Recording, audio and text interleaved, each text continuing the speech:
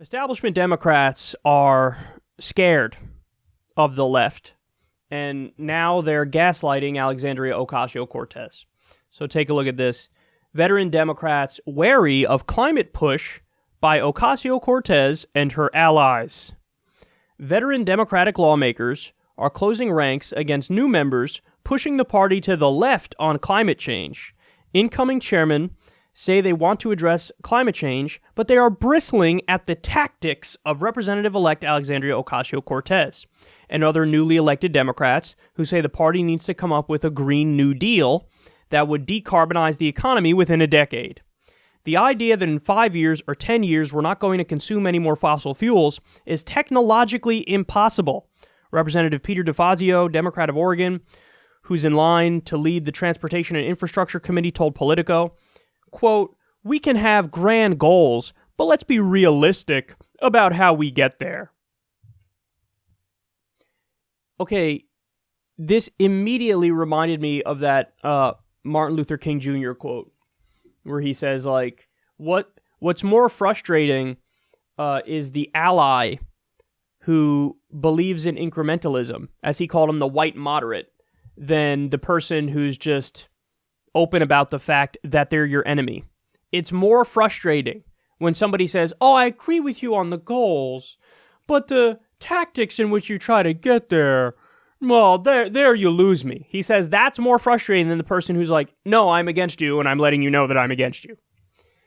And listen, yes, this is one of those instances because they're trying to kneecap the correct policy as they pretend to agree with it. So this is like textbook gaslighting. So, me? Oh, no, I'm not one of these big bad Republicans who doesn't even believe in climate change. I believe in climate change, but we have to be realistic about how we get from point A to point B. Let me explain something to you. Every amazing historical movement and popular change that happened in this country happened despite people like this who said, but I mean, do I agree with ending segregation? Well, of course I agree, but I'm not sure I'm with the tactics where you're really disrupting the order of things and you're going in and sitting at a white-only diner counter. How could you do that? I mean, I don't think this is the right way to go about it. You're marching in the streets and you're getting, the police department is sicking their dogs on you? I mean, I agree with your goals, but this is really riling people up and not making any new allies. We've seen this before. We've seen it a million times before. And every time you hear it, it's immensely frustrating. Especially because this is not an instance of the goal being like even somewhat up in the air as the right goal. Like, anybody who's familiar with the science knows, like, oh, no, we seriously have to get off of fossil fuels and we have to do it, like, now. So if you know the science and you know that that's the reality, then what Ocasio-Cortez is putting forth is not, it's not pie in the sky, up in the air, unicorn, fairy dust, wishful thinking. This is like hardcore pragmatism for the future of humanity. And it's just amazing to see in real time.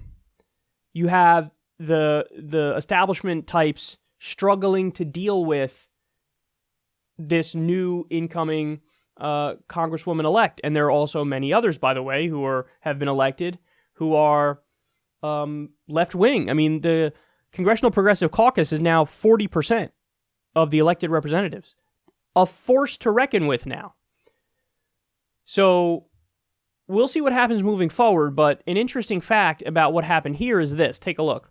The veteran Democrats named as wary about a Green New Deal in this article have accepted nearly $2 million in campaign contributions from fossil fuel interests. Well, what a shocker that is. So not only are they wrong ideologically and like, oh, I don't know, a Green New Deal seems like it makes too much sense and it seems like we're going too far too soon. Not only are they wrong on that point, also their motives are now in question. Maybe you don't want to totally get off of fossil fuels because you're paid by the fossil fuel industry, so you have a vested interest to defend that industry. And let's be clear. These are Democrats who are doing this. It's even worse when you get to the Republican side. The whole party is run on fossil fuel money, among Wall Street money and others. With the Democrats, at least I think most of the Democrats actually don't take any fossil fuel money. In the same way that most Democrats don't take any NRA money, there are certain special interests that are more partisan than others. Like Wall Street is pretty bipartisan. They try to buy both parties. But when you get to fossil fuel money and NRA money, that's almost all Republican. Very few Democrats actually take that. So it's not a surprise that it's those Democrats who are like, I don't know about this whole Green New Deal thing. By the way, new polls are out showing that the American people support the idea of a Green New Deal. Why? Because listen, we could use the job creation, and we need to get off fossil fuels. So it's a very, it's a common sense approach to deal with this problem. But what's fascinating is we're going to see this unfold on many different fronts. We're going to see when there's this real push from the left now that's elected to say, no, seriously, we're doing Medicare for all. You're going to, I don't know. Shouldn't we do another half measure where we keep the for-profit insurance system in place? Furthest I'll go is public option. You're going to see this struggle again. This tug of war between the people who are in there to actually do the right thing and the people who are paid to gaslight you and sell you the tranquilizing drug of gradualism. So, we know what side we're on, and we need to back our side 100%. And the good news is all of the energy is with our side. So remember, it was a bunch of environmental activists who went into Nancy Pelosi's office and did a protest, and Ocasio-Cortez went in there and backed up the protesters and gave a speech in support of what the protesters were doing. And, basically said, hey, listen, you guys need to hold our feet to the fire, and that's the only way we're going to do the right thing. And that's true.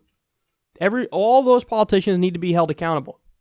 And we should be pushing them on a living wage, on Medicare for all, on ending the wars, on this Green New Deal. So it's interesting to see them struggle to deal with Ocasio-Cortez. And by the way, these are the people who are the bad guys in the Democratic Party. Did you know that many people who were on the fence immediately ran to the side of Ocasio-Cortez? And again, this is why it's so important what Justice Democrats, Our Revolution, DSA, PCCC are doing. Because Ocasio-Cortez went in there, she was like, no, seriously, Green New Deal, we're going to do it. And then what happened? All the people who are not bought and owned by the fossil fuel industry, who are Democrats, were like, oh shit, I was on the fence. I never said anything about this before, but yeah, no, totally, yeah, I'm on the side of Green New Deal. I'm signing on to a Green New Deal. I will support it. I will vote for it. Let's start a committee on it.